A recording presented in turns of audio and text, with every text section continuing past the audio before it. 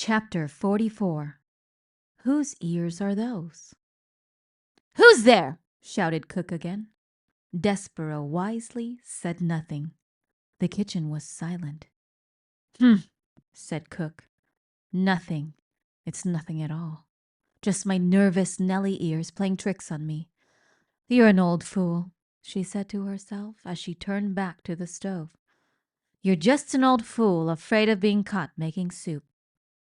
Despereaux slumped against the spool of thread, and as he leaned there, his heart pounding, his paws shaking, a small wonderful something occurred.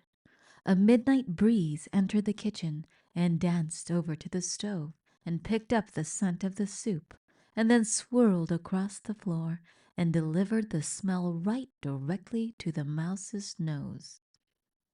Despereaux put his head up in the air. He sniffed. He sniffed some more. He had never in his life smelled anything so lovely, so inspiring. With each sniff he took, he felt himself growing stronger, braver. Cook leaned in close to the kettle and put the spoon in and took the spoon out and blew upon the spoon and then brought it to her lips and sipped and swallowed. She said. Huh. She took another sip. "Missing something," she said. "More salt, maybe?" She put the spoon down and took up an enormous salt shaker and sprinkled salt into the kettle. And Despereaux, feeling emboldened by the smell of soup, again set to work pushing the spool of thread. "Quickly," he said to himself, rolling the spool across the floor. "Do it quickly. Do not think. Just push." Cook whirled, the salt shaker in her hand, and shouted, "Who goes there?" Despereaux stopped pushing. He hid behind the spool of thread as Cook took the candle from the stove and held it up high. "Humph," she said. The candlelight came closer, closer. "What's this?"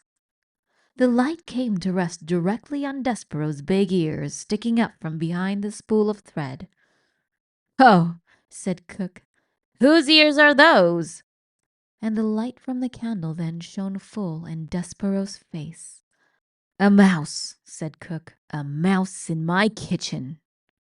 Despereaux closed his eyes. He prepared for his death. He waited, reader, and waited. And then he heard the sound of laughter. He opened his eyes and looked at Cook. "Ha!" said Cook. "Oh, for the first time in my life, I am glad to see a mouse in my kitchen." "Why?" she asked. "Why am I glad?" "Oh, because a mouse is not a king's man here to punish me for making soup. That is why. Because a mouse is not a king's man here to take me to the dungeon for owning a spoon. Oh, a mouse. I, Cook, am glad to see a mouse." Cook's face was red and her stomach was shaking. "Oh, she said again, "and not just any mouse, a mouse with a needle tied around his waist, a mouse with no tail. Ain't it lovely? Oh, She shook her head and wiped at her eyes.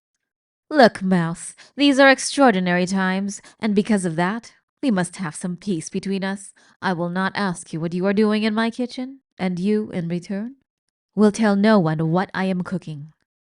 She turned then and went back to the stove and set down the candle and picked up the spoon and again put it in the pot of soup and took it back out and tasted the soup, smacking her lips together.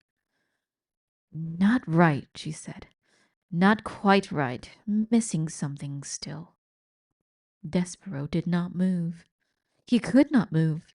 He was paralyzed by fear. He sat on the kitchen floor. One small tear fell out of his left eye. He had expected Cook to kill him. Instead, reader, she had laughed at him. And he was surprised how much her laughter hurt.